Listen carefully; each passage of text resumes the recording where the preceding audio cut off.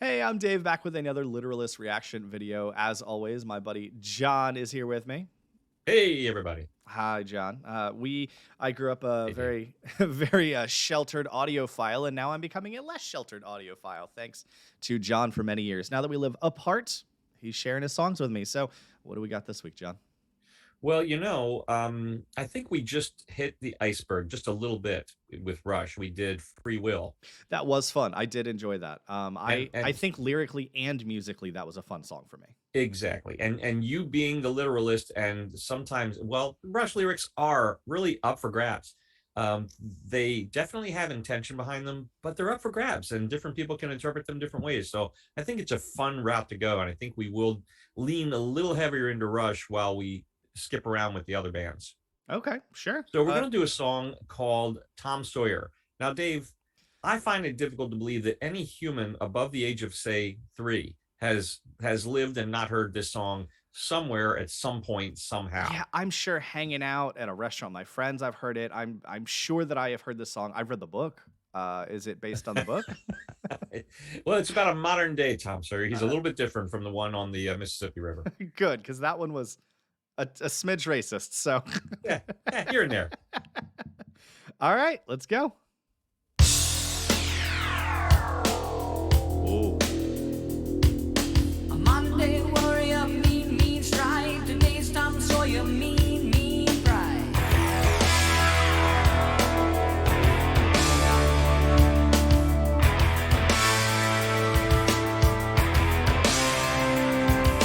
Though his mind is not for him, don't put him down his head again. His reserve a quiet defense, writing out the day's events. Down the river.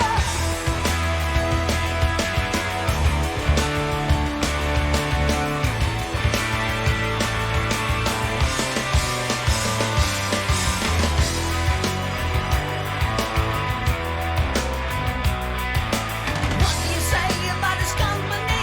Is what you say about society.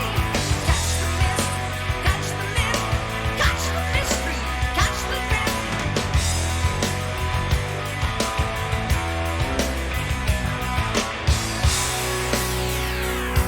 The world is love and life are deep. Maybe as its skies are wide. Today's Tom Sawyer, he gets high on you, and the space he invades, he gets by on you.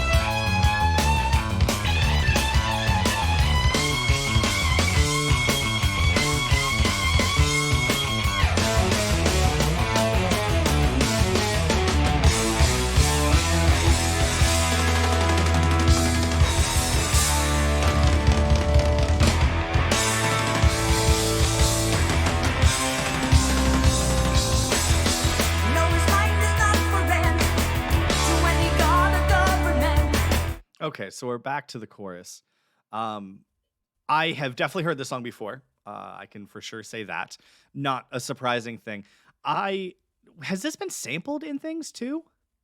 Not that I'm aware of. There's been re-recordings of it done, like remixes and things like that. I Man, don't when know the that I've ever heard it sampled in anything. no, when the the musical part, now I'm blanking on the term for that. When the solo music part began, it sounded like a riff that was so familiar, and maybe it's just because this song has played in passing enough times that I immediately recognized it. Yeah, Um, the kind of the spaceship landing sound or something yeah, like that, because I that saw you kind of Yeah, when that one happened, and then on top of that, the intro riff, the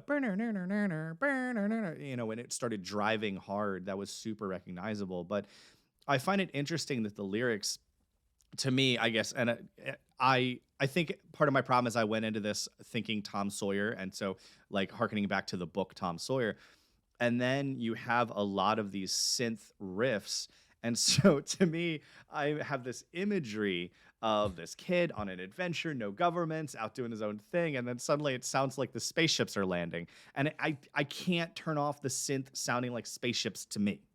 Right, right. Okay, well, I mean, I understand. I get that. It's not bad, but it just doesn't seem to go. Um, but anyway, we'll finish it up. Well, I have more thoughts. We'll get there. Okay. All right. Always hope for your discontent. No changes are permanent. No changes.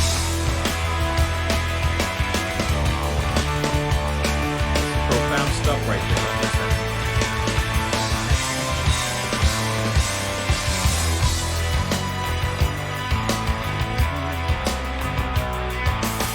That riff, boom, boom, boom, boom, boom, boom, boom, boom, boom, boom, boom, boom, boom, boom, boom, boom. I didn't do it justice, but that riff, that is so recognizable to me. Are you sure that's not been sampled? Pretty sure. All right. I mean, I know nothing. Sure. I can believe you. look. Hey, I don't claim to be the doctor of rock. I just know what I know. I can look it up. All right. Let's finish it. What you say about his company is what you say about society. Catch the wit, catch the spirit, catch the spit.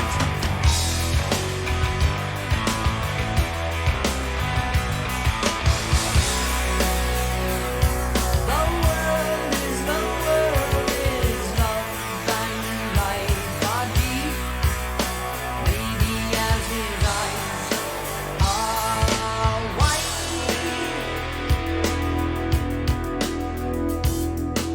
Exit the warrior today's Tom Sawyer. He gets high on you. Energy's a trade. He gets right on to the friction of the day.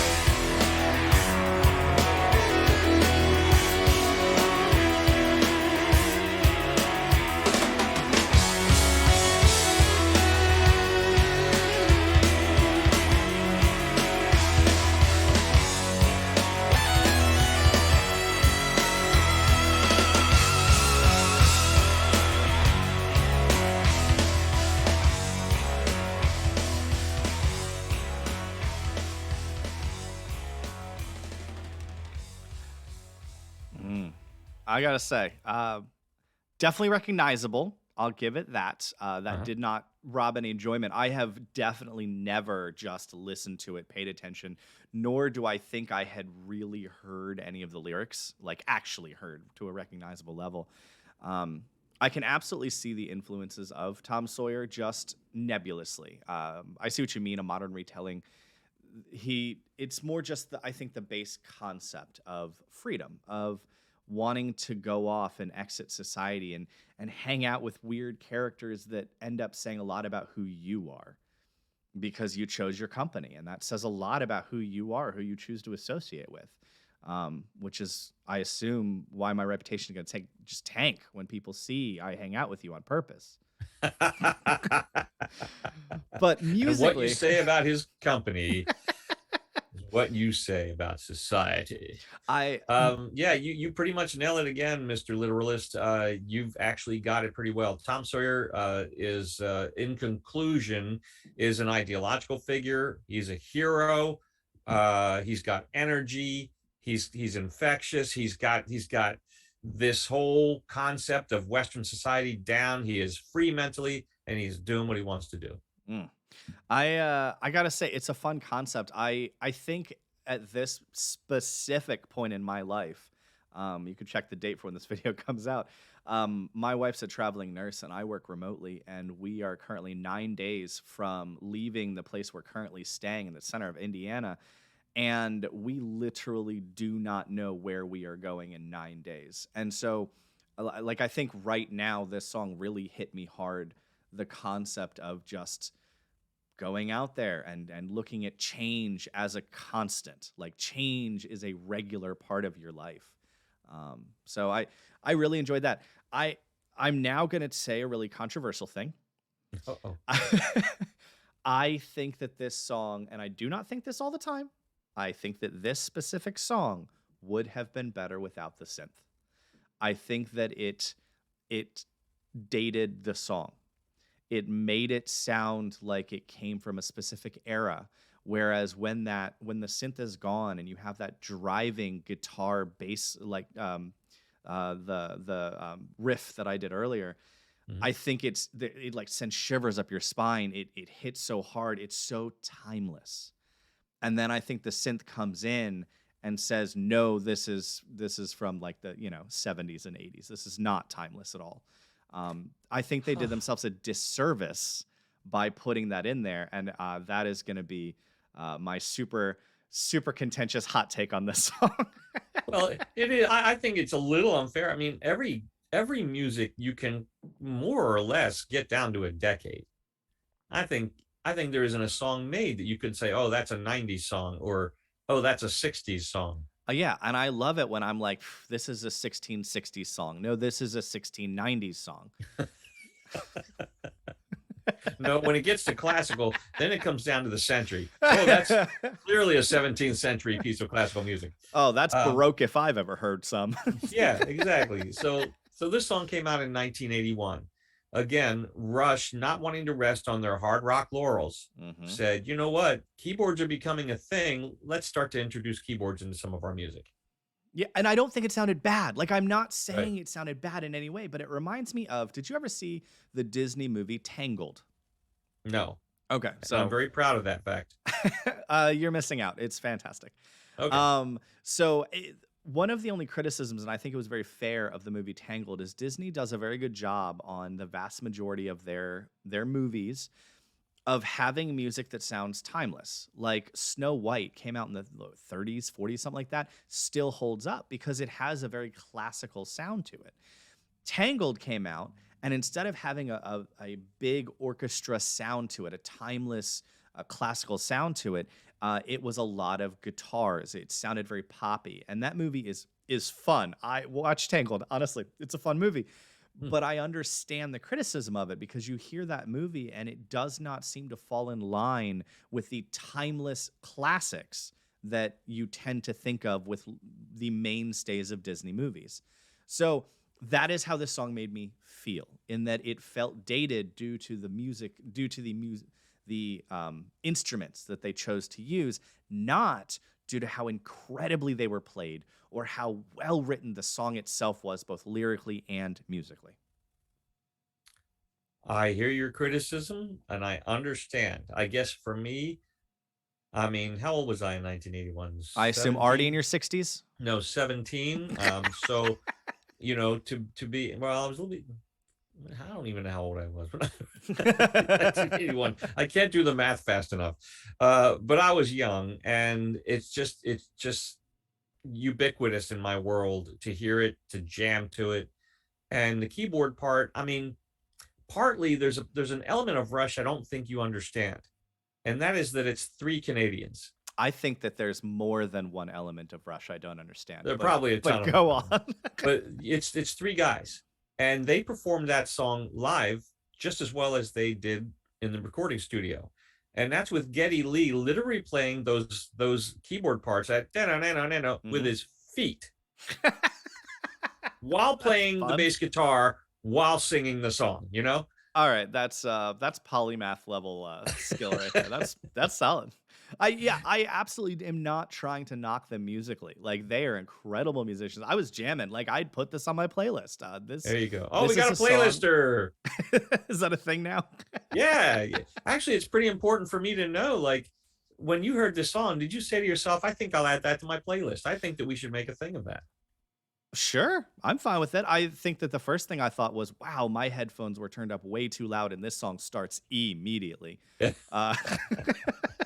That was, to be honest, my very first thought. But after that, yeah, this song slaps. Okay, bam. We got a playlist. Or any of the previous ones that you can recall you think you would add to your playlist so far? I'd have to go through them for sure. The only one I know that is 100% no was the one about the juice did it, and he told a weird story in the Orange middle. Juice Jones, The Orange Juice Rain. Jones, the rain. Woof, woof. That is definitely a playlister for me too, Dave. And also, since you have me labeled Music Master John, I think you ought to be labeled Literalist Dave. I'm fine with that. I can type that up. There you go. Thanks, buddy, and thanks for listening. Hey, if you enjoyed it, like it, talk about it, and give us some suggestions where you think we should take Dave next on his Rush exploration.